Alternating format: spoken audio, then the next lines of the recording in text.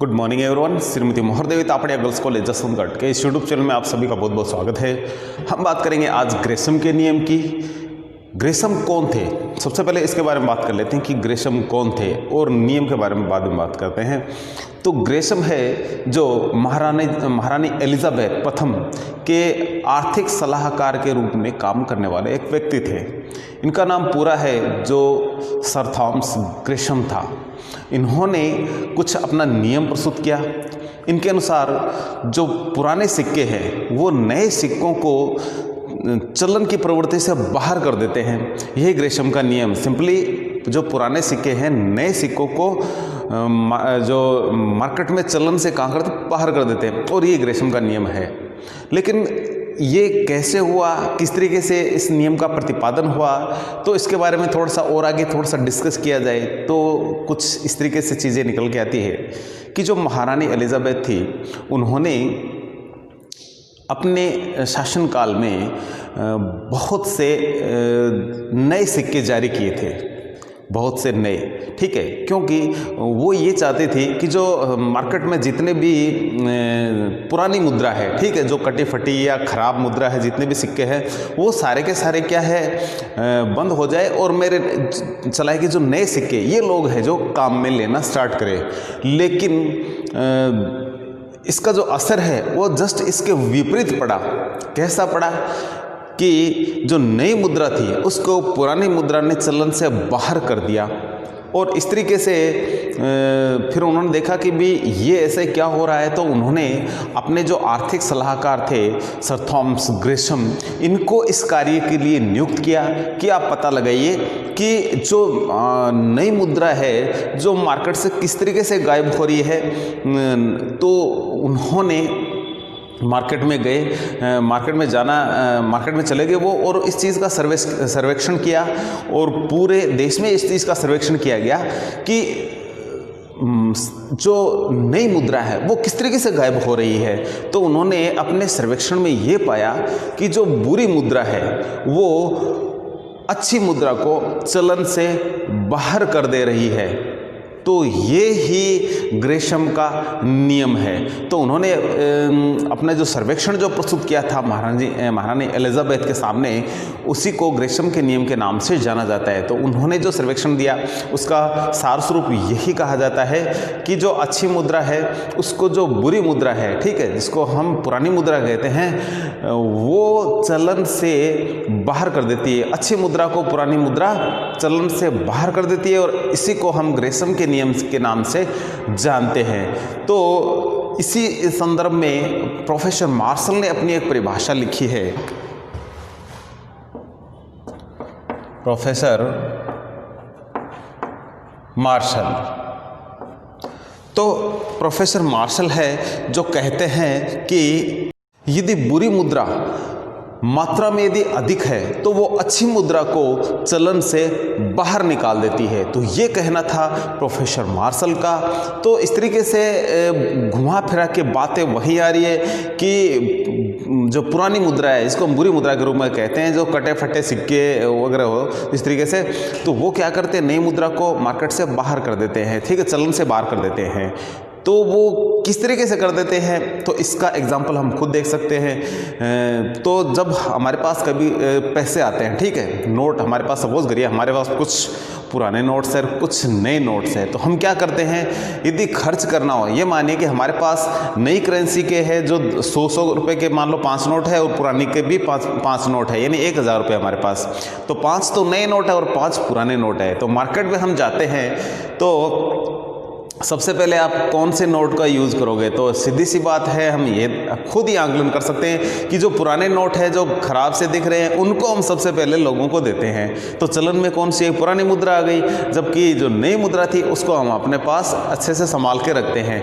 तो नई मुद्रा का जो है लोगों को इस तरीके से शौक होता है, वो अपने पास यानी अच्छे नोट होते हैं, देखने में साफ सुथरे सुंदर नोट है, उनको अपने पास रखते हैं, जबकि जो देखने में साफ सुथरे नहीं हो या घिसे हुए हो या पुराने से लग रहे हो तो उनको जल्दी से जल्दी दूसरे लोगों को देने का प्रयास करते हैं और बदले में हम हमारा सामान खरीदते हैं। तो ये जो प्रवृत्ति है वो कि वो उस टाइम देखने को थी कि जो घटिया सिक्के थे, ठीक है, नई मुद्रा जैसे आई तो लोगों ने क्या कर दिया, उसको तो अपने पास रखना स्टार्ट कर दिया कि नहीं ये तो नए हैं, देखने में अच्छे लगते हैं, सुंदर दिखते हैं, उसको तो अपने पास रखा।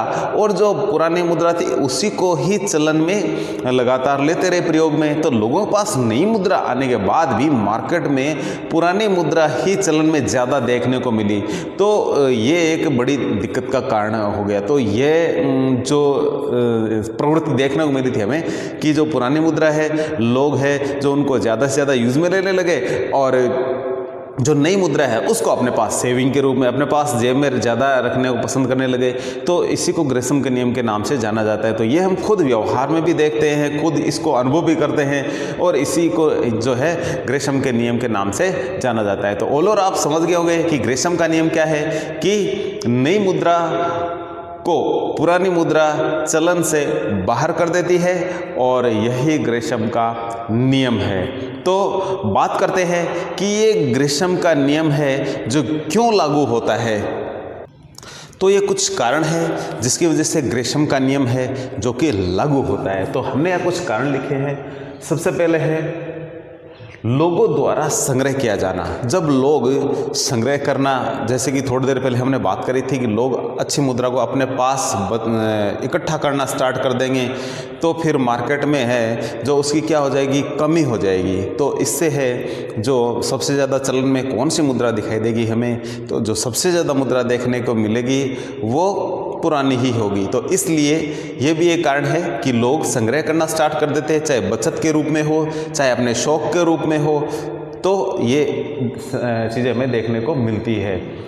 अच्छा, इसमें एक चीज़ जो मुख्य है कि बचत प्रत्येक व्यक्ति करता है और वो करेगा कौन सी, नई मुद्रा की करेगा। तो फिर चलन में कौन सी ज़्यादा से ज़्यादा प्रभावित होगी, वो पुरानी होगी। तो इसलिए जो ये लोग हैं जो संग्रह करने की प्रवृत्ति में नई मुद्रा डाले तो फिर पुरानी मुद्रा ही देखने को मिलेगी। नई मुद्रा लोगों को घरों में मिलेगी, फिर वो बाजार में नहीं मिलेगी हमें।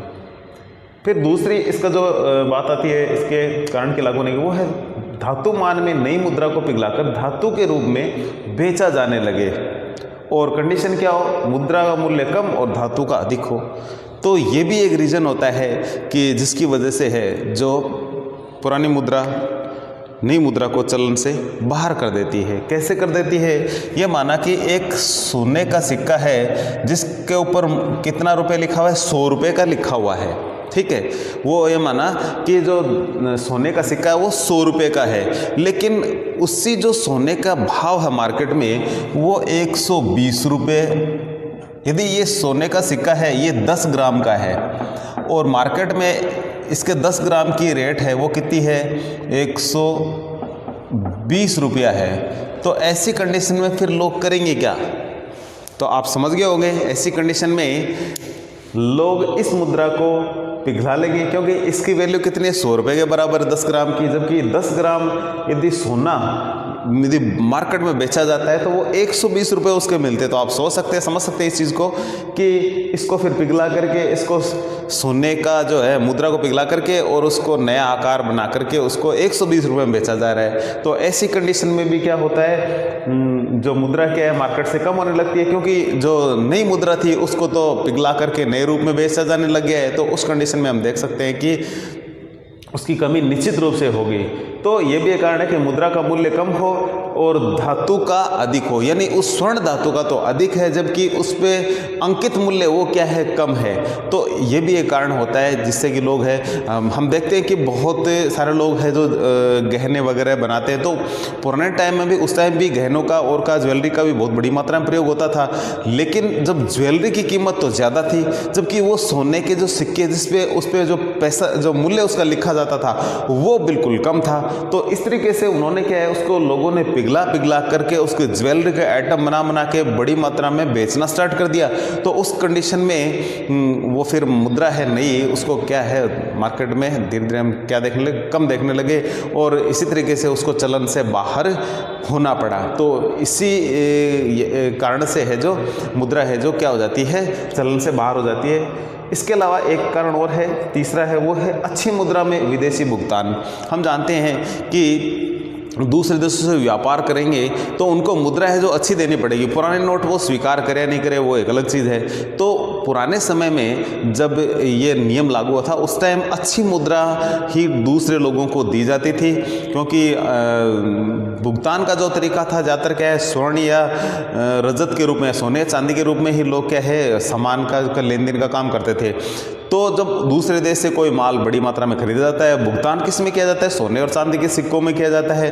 तो उस कंडीशन में जो भुगतान लेने वाले लोग थे, ठीक है, तो वो क्या करते थे, वो कहते भाई हमें तो बिल्कुल नए सिक्के चाहिए, हमें पुराने सिक्के नहीं चाहिए, कटे फटे नहीं चाहिए। तो उस कंडीशन में ज़्यादातर जो है विदेशी व्यापार में वो है जो नई मुद्रा सारी की सारी बाहर चली जाती, तो फिर अपने देश में कौन सी रहेगी, वही की वही पुरानी मुद्रा।